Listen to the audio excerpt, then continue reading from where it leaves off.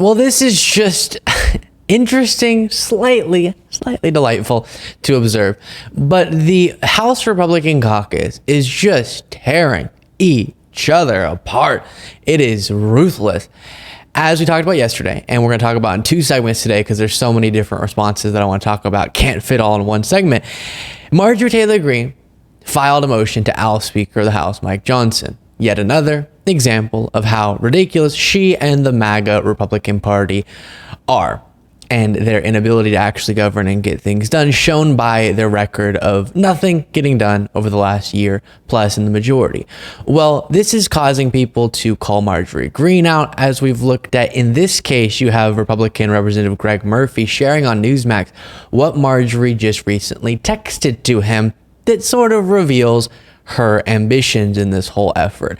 Now, even though, of course, we want a House of Representatives that actually governs and does things and isn't just caught up in infighting, the House Republican caucus has already shown itself to be that, just to be caught up in these messy nonsense situations. And knowing that to be the case, I think it's fine for us to go, haha, now they're turning on each other, if that makes sense. They already weren't going to get things done for us, so now we can just sit on the sidelines and observe the mayhem with the slightest bit of glee that Marjorie is going after and others are going after Marjorie instead of Democrats. Okay, here this is. You can't do this all in one huge big chunk. People need to realize that. And also, Rob, let me just talk back to this vacate measure.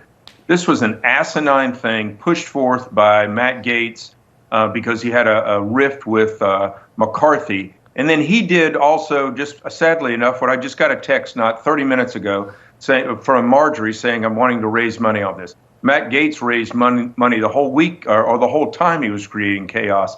This is not what it's supposed to be. This is not what adults in the room do. Right. So he got a text from Marjorie Greene, according to him, saying, I want to fundraise off of this. Now, is that surprising? No. But that is what this is about. In addition to one related element that I'll discuss after playing this, which is Newsmax actually asking Marjorie Greene in an interview if that's what this is about, because she's being criticized for fundraising off of this effort to oust Mike Johnson. Are in the similar way that we saw Republican Congressman Matt Gaetz, who pulled the trigger on Kevin McCarthy.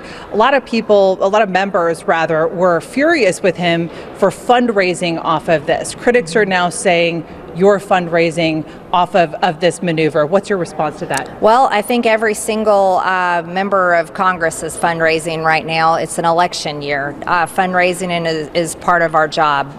So I'm not even going to get into those types of questions. And of course, I would ask people to support me when I'm doing the very difficult work to bring a Republican Speaker of the House that won't get rolled by Chuck Schumer, that won't give in those meetings with the four corners, that is not going to be like Mitch McConnell, who has a 6% approval rating by Republican voters. So I'm not going to be ashamed or apologize for asking for support and doing the hard work it takes to get a better Republican speaker.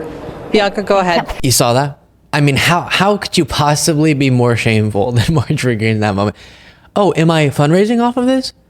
I'm not going to speak to that necessarily, but I do want to say to your viewers, you can go donate to me at marjoriegreeneisthebest.com. No, yeah, that's what this is about. Now, it's more about, even though that's a part of it, it's about her wanting to be the center of it all.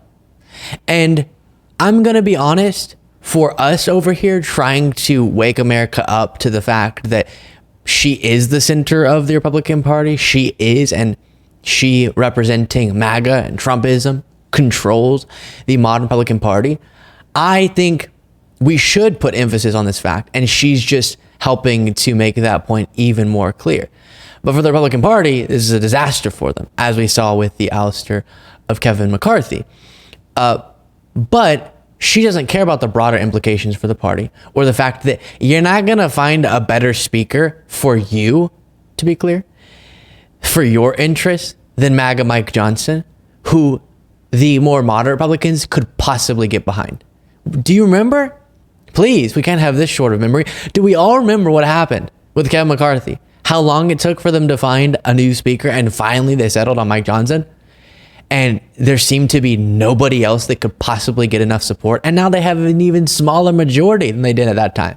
So there's not someone better for Marjorie than Mike Johnson. But that's not the principle of a hardcore MAGA person. Because for them, it always has to be 100% MAGA, 100% aligned with their beliefs. Every action has to be exactly what they would do, and the entire government has to do exactly what they want all the time, or they'll throw a fit. And unfortunately for them, fortunately for our institutions, that's not how the government works. One subset of representatives cannot demand the entire government does what they want. And so because of that, you have to do something called compromise. But someone like Marjorie Greene and MAGA, they just don't understand that concept.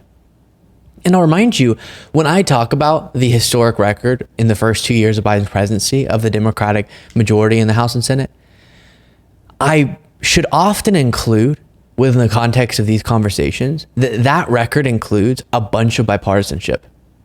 Sometimes I think they worked a little too hard to make things bipartisan, and they should have just gone at it by themselves. But there were major pieces of legislation, the Chips and Science Act, the Infrastructure Law, the PACT Act, that were bipartisan and are big core parts of the agenda items that we talk about being major achievements for Biden and Democrats. So this is not a two-way problem, right? There's not a equal issue in the Democratic Party with one group wanting to drive the entire government into the ground if they don't get exactly what they want all the time. Bipartisanship is a concept. Compromise is a concept that Democrats definitely understand and engage in. So this is a MAGA problem, and that should be made very clear. I'll remind you before playing this next clip that Marjorie hasn't actually called for a vote on this. She hasn't forced a vote on it. And until that happens, nothing actually happens. So it's just been filed, but no action has to be taken. But she's saying she will call this to a vote if they don't select a new speaker before then, I guess. So she's sort of trying to do it in a way that won't cause that series of votes to have to happen. They can figure out who the next speaker is going to be before that happens, but they're not going to find someone. So I don't know what she's going to do. Maybe she'll end up having her bluff called. Here's Fox News reporting on some of the other Republican responses we've seen. She will break down all the latest with us. Aisha. Hey there. Well, yes, you just heard live from Marjorie Taylor Greene. And what the big takeaway, I think, for our audience is that right now, this is just a threat. Yes, she filed a motion to vacate, but she has not made it privileged. It's not live yet. She gets to decide when she wants to do that. If it does go live, then the House would be forced to take this up in a matter of 2 legislative days. That wouldn't happen until they come back from their Easter break in the next 2 weeks. So right now, nothing's happening yet. She's obviously left the building, and so she's not making the motion privileged just yet. Now, Bob Good, again, the chairman of the House Freedom Caucus, it sounds like no one was really aware that this was going to happen this morning. He told our cameras right as it was happening that he said, I don't know anybody who cares about what Marjorie Taylor Greene says. That's from Bob Good. So to be clear, when I say that the Republican Party is turning on itself, I mean, it has been for some time, but it's not just the normal divide, moderate MAGA. Now you have MAGA turning on each other, because Bob Good's MAGA, and he's turning on Marjorie Greene. And that's definitely an interesting phenomenon. And do it.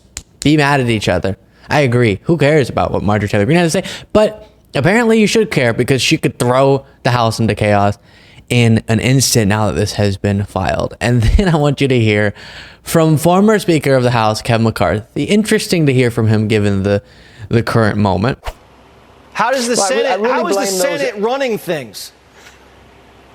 Well, that's it. If you have the majority, You've got to be willing to utilize the majority for the strength. What they did after I was able to remove, they spent now $50 billion more by continuing where they're going. They lost their leverage to secure the border. They lost their leverage when backed away when those 8 gave the majority to the Democrats. All right, well, it's a big mess. Look, this is a very difficult job. I feel very... Yeah, it's a ridiculous. huge mess. And no one knows why Kevin McCarthy always speaks like he's speaking to a child. We'll never find out. But did you hear the question at the beginning from Jesse Waters? How is the Senate running things? Because the Senate has a Democratic majority. And they know how to actually govern. And again, how to do so very often in a bipartisan way. You got adults, and then you got MAGA. Make sure you subscribe to the YouTube channel.